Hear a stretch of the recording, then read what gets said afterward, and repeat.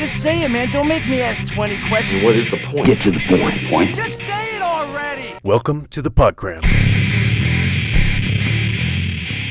Andrew Huberman and Jocko Willink explain that energy comes not from eating food, but from taking action.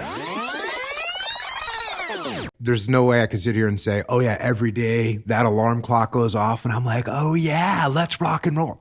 Certainly that's not the case. It's also certainly not the case that every day I'm like, oh God, not again. No, I'd say most of the time the alarm clock goes off and I don't think a bunch. Like when my alarm clock goes off, I don't think a bunch. I don't debate with myself. I'm not negotiating. The thing goes off and I'm doing what I'm supposed to do. Sort of robotic. Now, this much I can say. When you go and work out, you're going to feel better. You will get energy from working out. That is a guarantee. If you go work out, you're going to feel better. If you go break a sweat, you're going to feel better. You're going to get more energy from it. And look, you got to go really, really hard to feel more tired when you're done. And even that, you got to go psycho. I'll do that occasionally, but I don't do that on a daily basis.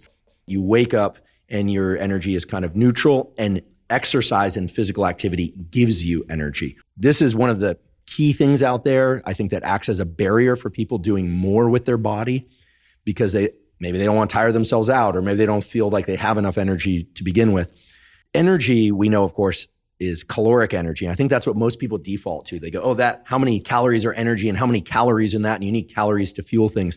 But the energy that you're describing is the notion of neural energy.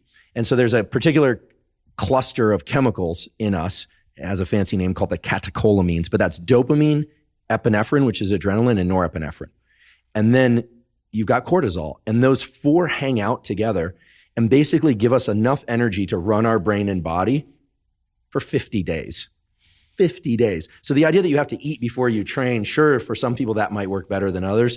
But I think what people don't realize is that anytime we're taking in caloric energy, it takes neural energy in order to digest that and put it into storage. I find that eating slows me down. So this is the other thing, that eating, the whole rest and digest thing, the digest word in there is there for a reason, which is that when we eat a really big meal, we actually need to slow down. Yeah, I don't want to have food in my stomach when I've got to perform or execute anything. You get a certain level of mental clarity when you haven't eaten a bunch of food. So going out on missions, I never would eat before I go out on a mission. I would eat when I come home. So you described getting up and lifting, running, surfing. And so the way you describe your day of, I also don't eat before I train. I like to hydrate and caffeinate.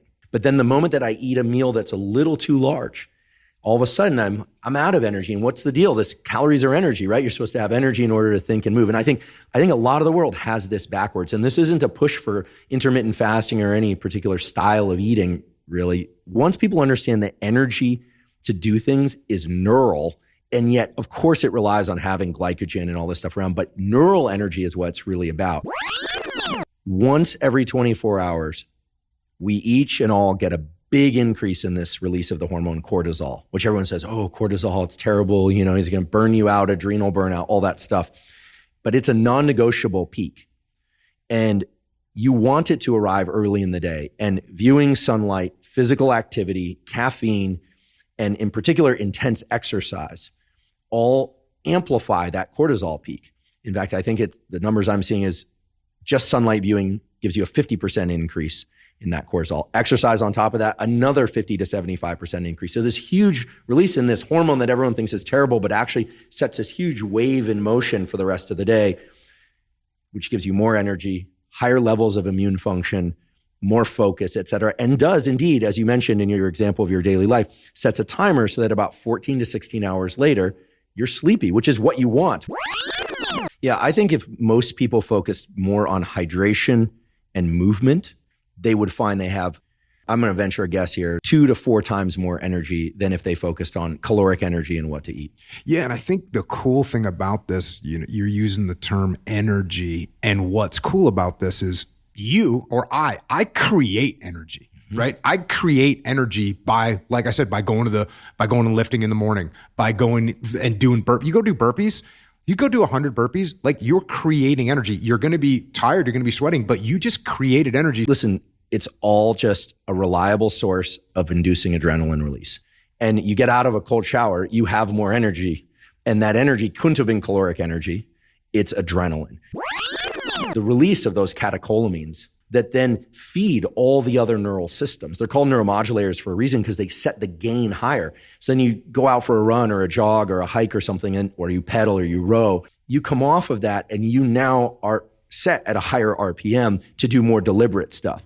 And none of this, again, involved like eating enough carbohydrates or making sure you had enough ketones or enough protein. Like it's like you got plenty of that stuff provided you nourish at some point every 24 hours or so. See, that's when you were describing how these chemicals get released, and once you're in that automatic mode, because in the SEAL teams, you go out to the desert, get out there, you're going on an 80-pound ruck march, and the first freaking 17 minutes, the first 23 minutes just suck. They just suck. And what was beautiful was by the time I was, 23, 24 years old, I'm like, oh yeah, this is going to suck for 17 minutes and then I'm going to be a robot and it doesn't matter anymore and I can just keep going forever. Thanks for listening to this installment of The Podcram. I hope it contains something useful for you. If you enjoy these selections and are curious about the curator's own thoughts, you can check out my other podcast, Psychic Lube, where I share concise concepts meant to grease the intellectual gears and help get your creative juices flowing. Each episode is an ongoing collaborative project that welcomes listeners to expand or rebut its points by email or comment, the most interesting of which get incorporated through periodic re-recordings. As always, if you're intrigued by today's content, I encourage you to go listen to the full podcast in its original form directly from its creators so that their sponsors keep paying them to make stuff for us and nobody feels compelled to sue me for copyright infringement. Now, get off your phone and go do smart stuff. Have a productive day.